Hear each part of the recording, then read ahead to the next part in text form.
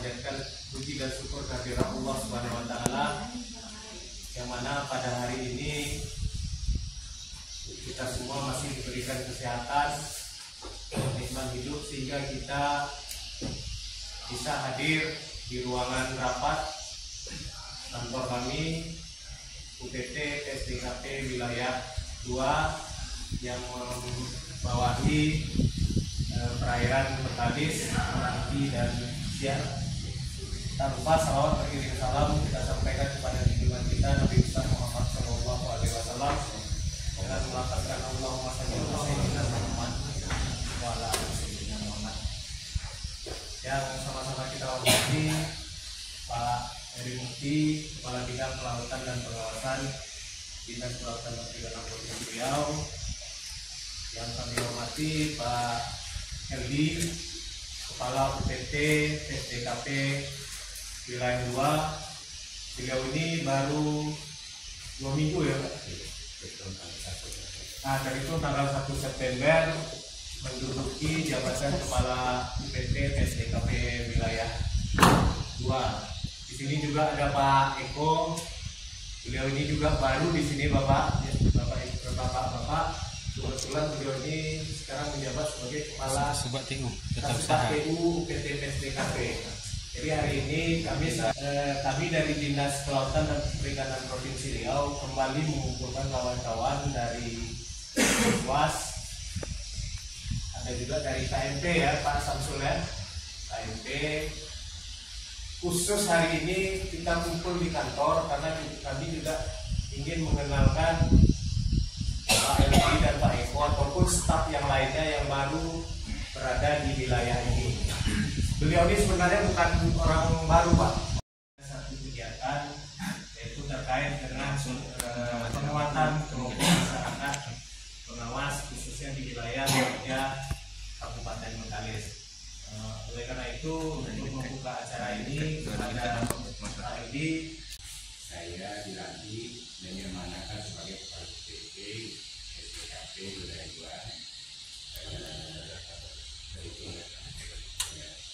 Saya efektifnya baru kemarin ya karena sebelum saya kemari tidak ada berapa administrasi harus satu saya. Jadi hari lalu kemarin saya kemari dan semalam efektifnya saya sudah berkantor di sini untuk berkenalan apa. Jadi itu perkenalan singkat saya. Jadi tentunya saya selaku diamanahkan dan pimpinan di sini terhadap memang pada kerjasama dan kemudian dalam rangka menjaga sumber daya dalam kita ini di wilayah Bengkali yang memberat. Jadi itu yang harapan kami. Jadi ini kita ada program dari provinsi, jadi kami berharap ya kawan-kawan ini melakukan sebaik mungkin ya apa yang disampaikan nanti oleh Pak Mukti maupun Pak Heri nanti tolong diikuti secara baik-baik dan harapan nanti ilmu yang diberikan tentunya bisa diimplementasikan nanti di lapangan. Terus kami akui bahwa beberapa sekali ini merupakan perkembangan ini dalam menjaga perairan kita ini terkait kegiatan-kegiatan ilegal fishing maupun kegiatan. Banyaknya kita bersolawat, semakin besar pula syafaat yang kita terima nanti di Baik, pertama-tama juga yang kami hormati Pak Elvi, Kepala UPT PSDKP Provinsi Riau wilayah 2 yang mewilayahi ruang kerjanya adalah Kabupaten Bengkalis, Meranti dan Kabupaten Siak. Jadi cukup luas nih Pak Elvi, wilayah kerja Pak Elvi. Kemudian yang kami hormati juga Pak Dede dan seluruh tim dari provinsi, dan yang kami banggakan bapak-bapak dari Pommaswas yang ada di Kabupaten Bengkalis yang hari ini alhamdulillah dapat meringankan kaki dan menghadiri acara kita pada pagi hari ini, walaupun kegiatan ini merupakan kegiatan yang rutin kita laksanakan, dan alhamdulillah ini didukung oleh seluruh Kommaswas yang ada PLD. Alhamdulillah kawan-kawan di lapangan memang aktif dalam melaksanakan Kommaswas ini, sehingga kami di Provinsi Riau memang merasa terbantu dengan kehadiran kita masyarakat yang ada di Kabupaten Bengkalis, khususnya untuk melaksanakan pengawasan sumber daya kelautan dan perikanan pesisir yang ada di Kabupaten Bengkalis. Walaupun Kommaswas ini sebetulnya bukanlah hanya di wilayah pesisir, tapi ada di 12 kabupaten kota yang ada di Provinsi Riau, termasuk juga wilayah daratan. Nah, kebetulan kita adalah wilayah pesisir yang lebih berkonsentrasi terhadap wilayah laut. Nah, ini. Dan Bapak Tengku Fauzan Pambusai. Nah, beliau sekarang yang menjabat PLT Kepala Dinas Kelautan dan Perikanan Provinsi Riau. Ya, sebenarnya beliau ingin datang, tapi karena ada kegiatan yang bersamaan sehingga beliau menitipkan salam saja buat kita semua. Mungkin lain kesempatan nanti beliau bisa hadir, karena beliau mengharap sekali, beliau ingin berputar di seluruh kabupaten, terutama pesisir. Nah, beliau ingin berputar karena ingin melihat kondisi seperti apa wilayah pesisir kita, karena tugas pokok dari Dinas Kelautan dan Perikanan itu adalah wilayah pesisir, dan daratan itu sekarang lebih kepada tanggung jawabnya kabupaten kota. Tapi beliau lebih ingin untuk silaturahmi, berkeliling beberapa daerah. Beliau sudah keliling, yang belum ini memang sudah ingin berjumpa dengan kita, tapi karena kondisi tidak memungkinkan, ada kegiatan, sehingga beliau hanya mengirimkan salam. Sampaikan salam saya kepada kawan-kawan Kommaswas, semoga dari waktu nanti kita bisa ketemu gitu ya. Gitu. Baik, selanjutnya mungkin ini pembinaan dan penguatan Kommaswas ini adalah pekerjaan rutin kita setiap tahun. Ini kita lakukan adalah satu, untuk silaturahmi kita sebagai suatu kelompok dengan kegiatan dan aktivitas yang sama, sehingga kita berkomunikasi di forum ini. Nantinya mungkin ada di kelompok A, mungkinnya ada kegiatan-kegiatan dilaksanakan. Kegiatan B juga, kelompok B juga ada kegiatan-kegiatan dilaksanakan. Tapi ada perbedaan-perbedaan tertentu, itu yang kita komunikasikan, sehingga kita bisa memperkaya wawasan kita antara kelompok 1, 2, 3 dan lain sebagainya, sehingga satu persepsi kita dalam melaksanakan tugas-tugas kita sebagai kelompok masyarakat pengawas.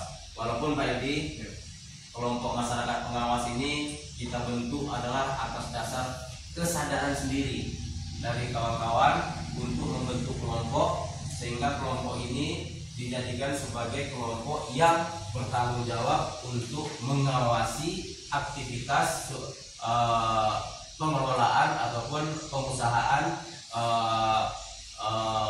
di bidang perikanan dan kelautan ini, supaya ini bisa terkendali dengan baik.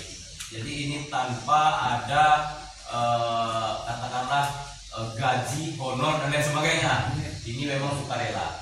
Jadi itulah yang membuat kita memberikan apresiasi kepada kawan-kawan kelompok sebesar-besarnya. Hari ini diundang juga hadir bersama-sama kita. Artinya ini kan sudah mencerminkan komitmen yang besar dari kawan-kawan kelompok masyarakat di Kabupaten Bengkalis untuk melaksanakan pengawasan, terutama di wilayah mereka sendiri. Karena apa? Karena pengawasan ini memang kalau kita harapkan dari pemerintah mungkin tidak akan sanggup kita laksanakan, terutama di Provinsi Riau ini. Contohnya untuk wilayah pesisir saja kita memiliki panjang garis pantai lebih kurang 2.200 km, dengan wilayah kelola laut kita lebih kurang 1,9 juta hektar. Nah, ini sangat-sangat luas. Kalau diharapkan dari aparat pemerintah termasuk aparat hukum saja untuk mengawasi ini, saya rasa ini tidak akan terawasi, pasti tidak akan terawasi. Karena apa? Karena kami juga selaku pemerintah dan aparat hukum tidak dibekali dengan infrastruktur yang memadai. Nah, kapan kita harus turun? Mana biaya turunnya? Nah, inilah kita bentuk jejaring bersama-sama. Bagaimana kita bisa menjangkau informasi yang ada di tingkat desa sekalipun tentang aktivitas masyarakat dalam pengelolaan sumber daya kelautan dan perikanan yang ada di inilah wadahnya sehingga kita bisa bersilaturahmi, bisa berkomunikasi, bisa bertindak cepat untuk melaksanakan tindakan-tindakan yang terjadi di lapangan, apakah itu sifatnya melawan hukum atau melawan bertentangan dengan hukum adat setempat. Nah, seperti itu. Baik, kita teruskan karena ini hanya penyegaran saja. Yang melatar belakangi munculnya kegiatan ini adalah sebetulnya adalah adanya kekayaan sumber daya alam yang ada di negara kita yang menjadi salah satu sebagai sumber untuk kemakmuran bangsa kita. Nah, salah satunya adalah tentu adalah sumber daya yang ada di sektor kelautan dan perikanan.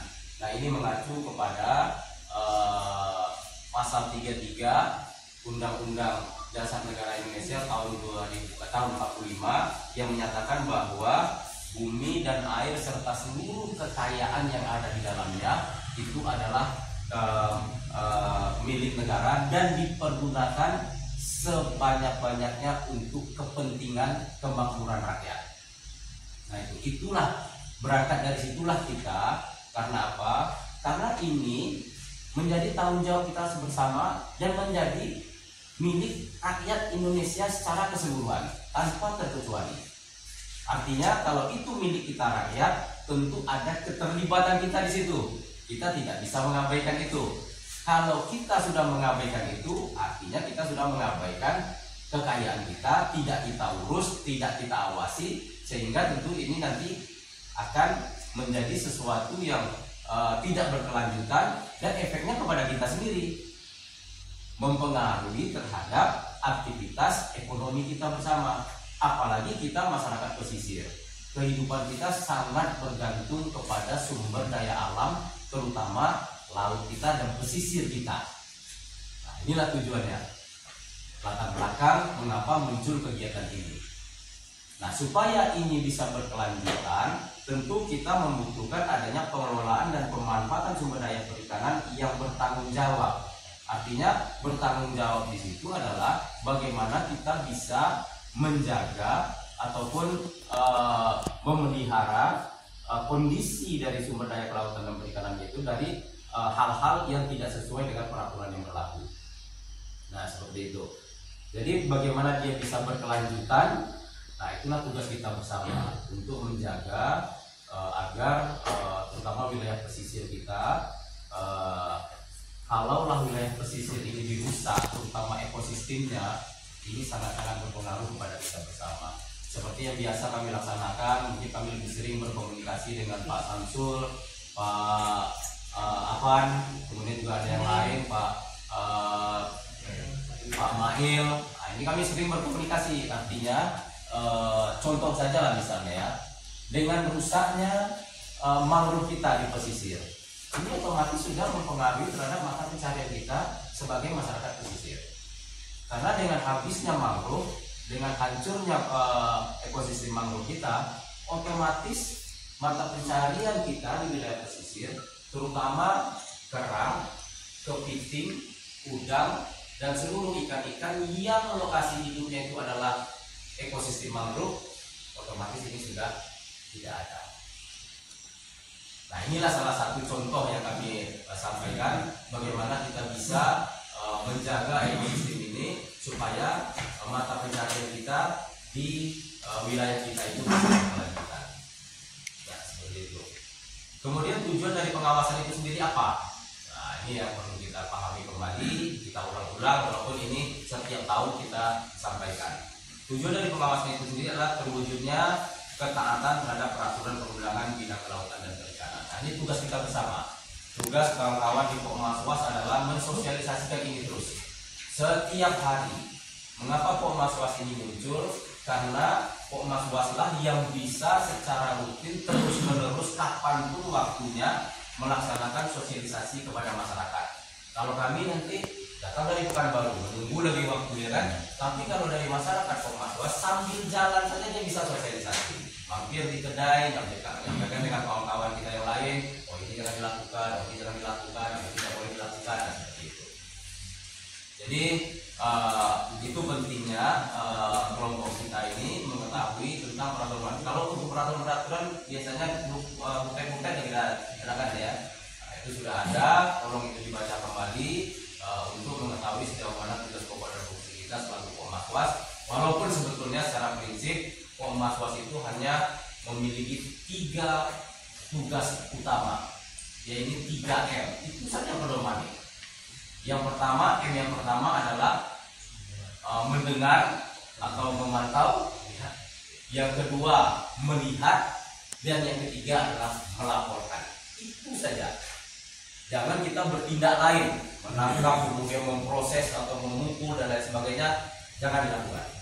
Tugas pokok kita hanya 3. Untuk tindak lanjutnya nanti ada aparat hukum yang akan menangani. Pelaporannya seperti apa? Nanti Pak Dede akan menyampaikan secara teknis tentang bagaimana kita melaporkan, apa yang dibutuhkan untuk melaporkan. Tapi tugas pokok kita 3 itu: melihat, mendengar, kemudian mencatat atau melaporkan. 3 itu yang paling penting. Ada berapa? Betul. Apa yang 2 itu? Itu dia yang bahaya itu. Oke. Kemudian yang kedua, tujuan dari pengawasan itu sendiri adalah terlindunginya sumber daya kelautan dan perikanan dari pengerusakan dan kegiatan ilegal. Nah, ini tujuan dari dilakukannya pengawasan itu. Itu adalah bagaimana kita menjaga sumber daya yang ada dari kegiatan-kegiatan atau pengerusakan disampaikan Pak Endi tadi, dari kegiatan-kegiatan yang ilegal. Karena apa? Kembali ke yang tadi, karena ini semua adalah kepentingan kita dan kepentingan masyarakat kita, bukan orang lain. Masyarakat kita di tempat itu. Kepedulian ini yang harus kita bangun. Kemudian yang ketiga adalah mempertahankan keanekaragaman jenis biota perairan dan memanfaatkan sumber daya ikan secara berkelanjutan. Nah, ini yang saya sampaikan tadi bahwa keberlanjutan dari biota itu, keragaman jenis itu tergantung kepada bagaimana kita memelihara ekosistem yang ada di pesisir itu. Nah, saya contohkan tadi, mangrove saja hilang, ya betul ya? Banyak yang hilang, jenis ikan banyak yang hilang, terutama kepiting, udang, kerang. Nah, ini yang memanfaatkan ekosistem mangrove. Ini hilang semua. Tapi kalau ini bisa kita jaga, insya Allah ke depannya semua tetap ada dan semua akan berkelanjutan. Tentunya kita juga ingin bukan kita saja yang akan menikmati, tapi anak cucu kita nanti kita harapkan juga masih bisa menikmati apa yang ada di alam. Di Trubuk, oke, dari beberapa kali pertemuan kita di Trubuk, berdasarkan laporan dari kawan-kawan, ternyata Trubuk itu sekarang sudah mulai banyak kembali, karena memang kita dari pemerintah daerah dan akhirnya dikeluarkan oleh Menteri Kelautan itu ada larangan penangkapan ikan Trubuk di 4 bulan. 3 hari di bulan merah, 3 hari di bulan terang. Itu dimulai dari bulan Agustus ya sampai November. Dengan ada efek larangan tadi, Trubuk itu kembali tumbuh. Artinya apa? Bahwa Bengkalis ini hari ini merupakan salah satu kabupaten yang memang sudah merasakan efek dari pemanfaatan sumber daya yang dieksploitasi secara berlebihan. Mungkin dulunya menangkap dengan tidak mengikuti aturan yang ada, mau anaknya, mau induknya, mau telur, semua yang gitu. Tidak apa? Tidak ada lagi Trubuk di wilayah. Selain itu perlu saya sampaikan juga di sini, berdasarkan Perpres nomor 6 tahun 2021 tentang penetapan pulau-pulau kecil terluar Bengkalis ini termasuk salah satu PPKT yang ada di Riau. Jadi di Riau itu ada 4 PPKT. Yang pertama itu Batu Mandi di Rohil, yang kedua itu Pulau Rupat termasuk wilayah Bengkalis, yang ketiga itu Pulau Bengkalis sendiri, dan yang keempat itu Pulau Raksa. Hanya ada 4 PPKT yang ada di provinsi itu. Kalau di permen KP-nya tentang pemanfaatan PPKT itu hanya boleh dilakukan 3 kegiatan, Pak. Yang pertama itu pertahanan keamanan, yang kedua kesejahteraan masyarakat, dan yang ketiga itu terkait dengan lingkungan, konservasi. Makanya hari ini di Bengkalis kami bangga karena kawan-kawan yang konsen di bidang pelestarian lingkungan. Mangrove ini tumbuhnya sangat luar biasa, Pak Eli.